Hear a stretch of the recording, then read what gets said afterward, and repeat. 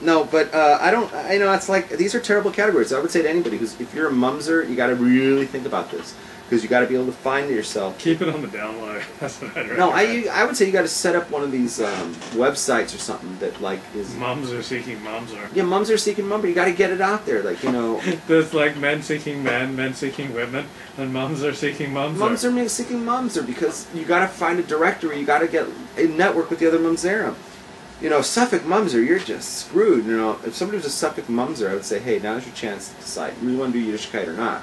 Because if you don't want to, if you can't handle being celibate the rest of your life and single and doing all this alone, then this is not a religion for you. And I hate to say it, but I'm just giving you the bare bones facts, man. I'm telling you. Because I'm in a similar boat and I'm not digging it. I'm not digging it. It's pretty funny, like there's a commandment in this week's Parsha to be happy. Oh, I failed miserably on that one. I'm never happy. Forget it. Like the Torah keeps commanding like very difficult things, like forget we're that supposed one. to love God. Just give that one and up. Various times we're supposed to be happy. Like that's pretty tough. Don't worry about the chat room. I don't think there's anybody in it. Doesn't matter if there are 4 or 400. I think there's 0. The moral leader has it all under control. Okay. And so, is there anything you find interesting about this week's Parsha, Tavo, yeah, which is from Deuteronomy chapter 26 into the 29th chapter of Deuteronomy? Yeah, I found something I wanted to go off on. Can I go off? Yeah. In 29:3, let's skip over there. What do you see? 29:3. Read it. But Hashem did not give you a heart to know, or eyes to see, or ears to hear until this day. Stop. When is this day? This day is when this was written, so maybe 3,200 years ago? No.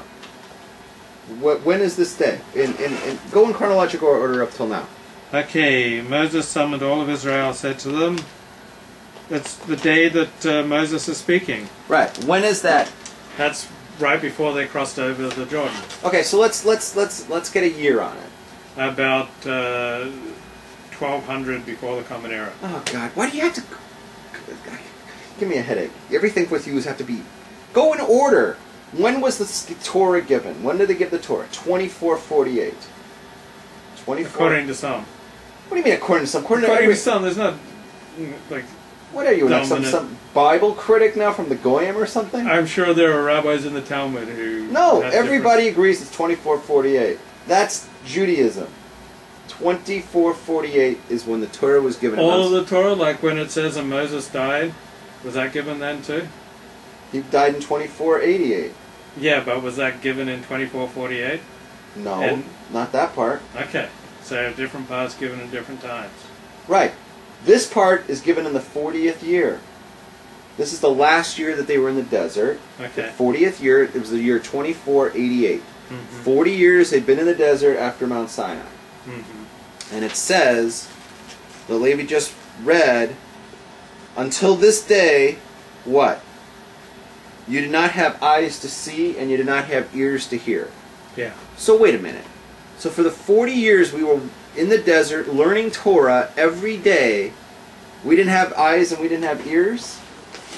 Until that point we never knew, we couldn't see, we nothing? So how did that work? How did that work, Rabbi? Well, what do we learn from this? What do we learn?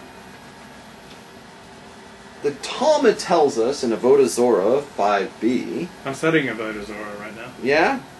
So where are you learning? It's like it's pretty where are you learning pretty interesting stuff with the rabbi. Okay. And it's a lot easier than a lot of the more legal tractates. There are a lot of like cool stories in Avodah Zorah, and it kind of flows, and it's like it's more immediately accessible. So. Did you get to 5 yet? To Daf 5? We've done Daf A. Okay, so this is going to sound familiar to you. Yes. It says over there that we learn out from this that it takes 40 years to understand what we see and hear and learn. Yeah. We did go over that. Okay. Right? When we learn something today, it may not make sense to understand, for 40 more years. Yeah.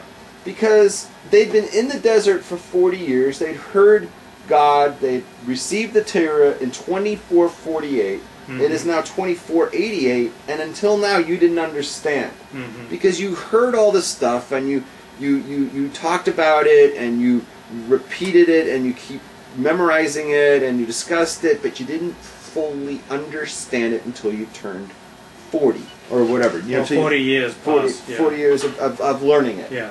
Right?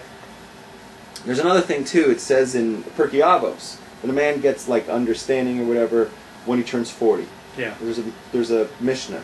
And it's the same basic concept. It takes 40 years of doing the same stuff before you finally understand what it is you're doing. Yeah. Right? I wanted to, like, go on this a little bit here. There's many things that I talk about that I have seen over the last, I don't know, 20 years or so, that people don't get me. They don't get me. And I honestly don't believe they will get me for at least 40 years. Yeah. There are things that I say that are way ahead of our time. Right. And when I say our time, I say these things to people, and it just doesn't, they don't get it. Nobody gets it. I mean, I shouldn't say nobody. There are a few people who get it.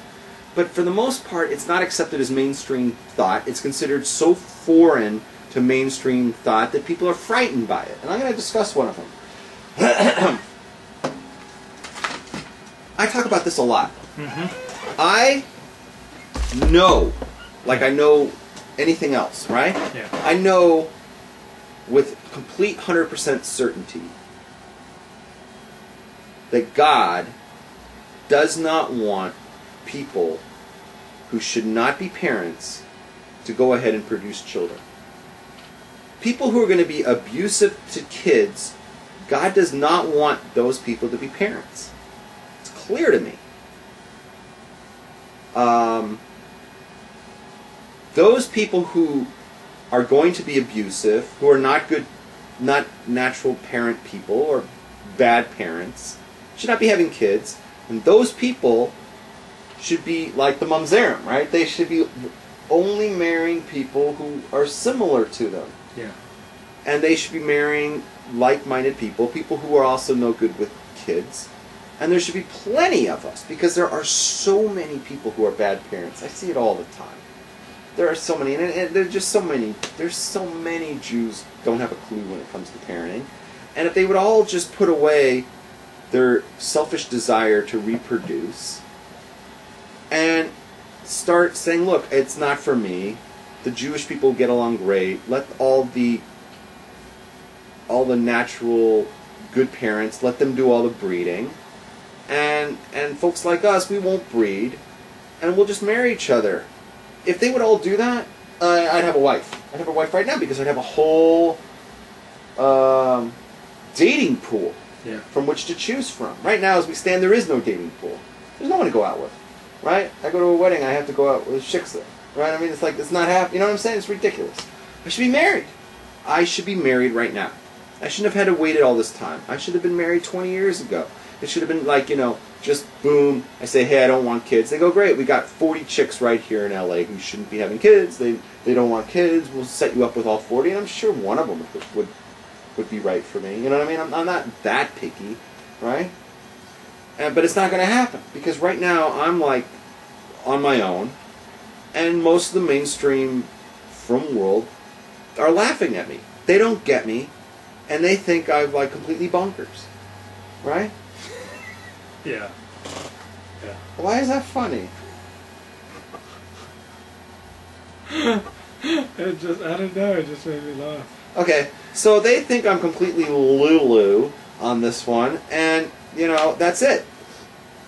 So, my point is that the kind of thinking that I'm doing, which to me should just be so normative, so easy, so simple to figure out.